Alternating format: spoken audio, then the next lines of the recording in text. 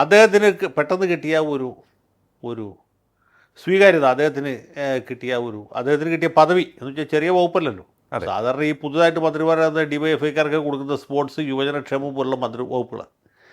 ഇതങ്ങനെയല്ല. പൊതുമരാമത്ത് വകുപ്പ്, അതിന് പുറമെ ടൂറിസം വകുപ്പ്, അങ്ങനെ വരുന്നത് തന്നെ വലിയ വകുപ്പിലാണ്.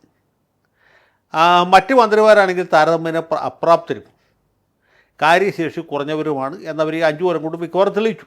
അതിൽ വളരെ അപൂർവം ചിലർ മാത്രമേ, ഇപ്പോൾ കെ രാജൻ അല്ലെങ്കിൽ പി രാജീവ്, ഇങ്ങനെ 1-2 പേര് മാത്രമേ ശരാശരിയെങ്കിലും എത്തിയുള്ളൂ. ബാക്കിയുള്ളവരൊക്കെ വളരെ ദയനീയമാണ്. അപ്പോൾ ദയനീയ പരാജയങ്ങളായി മാറിയ ഒരു സംഘം മന്ത്രിമാർ. അപ്പോൾ സർക്കാരിൻ്റെ മൊത്തത്തിലുള്ള പ്രതിച്ഛായ പോകുന്നു. പരാജയം സുനിശ്ചിതമാണ് എന്നൊരു തോന്നലുണ്ടാകുന്നു. കാരണം പാർലമെൻറ്റ് തെരഞ്ഞെടുപ്പിൽ വലിയ തിരിച്ചടി ഉണ്ടായി. അത് കഴിഞ്ഞ് ലോക്കൽ ബോഡി ഇലക്ഷനിൽ തിരിച്ചടി ഉണ്ടായി. ഇനി കേവലം 3 മാസത്തിനകത്ത് ഈ നഷ്ടപ്പെട്ടു പോയ ജനവിശ്വാസം തിരിച്ചെടുക്കുക സാധ്യമല്ല, സംഭവ്യമല്ല. അപ്പോൾ കലാപക്കൊടി ഉയർത്താൻ ഏറ്റവും പറ്റിയ സമയമാണ്. അതെ. ഈ കലാപക്കൊടി എവിടെ നിന്നാണ് ഉയരുന്നതെന്നറിയാമോ? ശരിക്കും പറഞ്ഞാൽ പാർലമെൻറ്റ് തെരഞ്ഞെടുപ്പിൻ്റെ തൊട്ട് പിന്നാലെയാണ് PV അൻവർ കലാപക്കൊടി ഉയർത്തി വരുന്നത്. അതിനു മുമ്പ് അൻവർ പിണറായി വിജയൻ്റെ ഏറ്റവും വിശ്വസനായിരുന്നു. അദ്ദേഹം കലാപക്കൊടി ഉയർത്തിയത് ലിയോ, ശ്രദ്ധിച്ചു കേൾക്കണം, അതെ, അദ്ദേഹത്തിൻ്റെ വ്യക്തിപരമായ ഒരു അജണ്ട ആയിരുന്നില്ല. ഞാൻ മനസ്സിലാക്കി കൊടുത്തുള്ളൂ, അല്ലെങ്കിൽ വളരെ വിശ്വാസയോഗ്യമായ വൃത്തങ്ങളിൽ നിന്ന് കിട്ടിയ അറിവ് പ്രകാരം. അല്ലെങ്കിൽ അൻവർ തന്നെ പിന്നീട് തുറന്നു പറഞ്ഞിട്ടുള്ള പോലെ CPM-നകത്തുള്ള ചില ആളുകളാണ്, ചില പ്രധാനപ്പെട്ട നേതാക്കന്മാരാണ് അൻവറിനെ കീ കൊടുത്ത് രംഗത്തിറക്കിയത്. പിന്നെ അൻവറിന് അത് അങ്ങ് വരെ എത്തിക്കാനുള്ള ഒരു ത്രാണി ഇല്ലാത്തതുകൊണ്ട്, അദ്ദേഹത്തിന് ആർട്ടിക്കുലേഷൻ ഇല്ലാത്തതുകൊണ്ട് അത് പൊളിഞ്ഞു പോയി, അദ്ദേഹത്തിൻ്റെ പദ്ധതി പാളിസായി. പക്ഷേ അൻവർ ഏൽപ്പിച്ച ക്ഷതം വളരെ വലുതായിരുന്നു.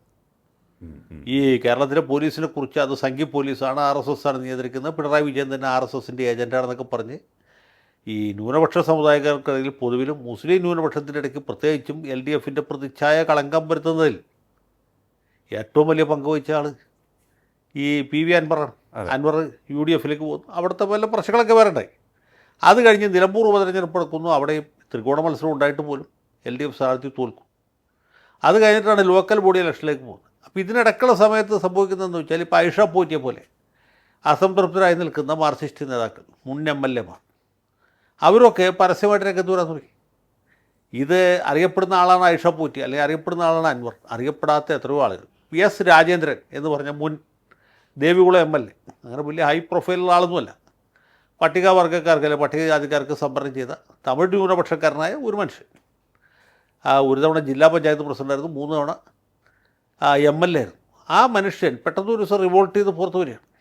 അദ്ദേഹം വളരെ കഴിഞ്ഞിട്ടാണ് പിന്നെ BJPയിൽ ചേർന്നതെങ്കിൽ പോലും ആ റിവോൾട്ട് നേരത്തെ ഉണ്ട്. അപ്പോൾ ഞാൻ പറഞ്ഞ ഒറ്റപ്പെട്ട സംഭവമല്ല. ഇപ്പോൾ PK ശശിയുടെ കാര്യത്തിലും സംഭവിക്കുന്നതാണ്. ശശി നേരത്തെ അസംതൃപ്തനാണ്. ശശിക്ക് 5 കൊല്ലമേ കിട്ടിയുള്ളൂ MLA ആയിട്ട്. അത് കഴിഞ്ഞപ്പോൾ ഒരു സമാശ്വാസ സമ്മാനമായിട്ടാണ് അദ്ദേഹത്തെ KTDC ചെയർപേഴ്സണായിട്ട് വെച്ചത്. അവിടെയും പുള്ളി തൃപ്തനായിരുന്നില്ല. അതുകൊണ്ട് ആദ്യം കിട്ടിയ അവസരത്തിൽ അദ്ദേഹം വിമതനായിട്ട് മാറി.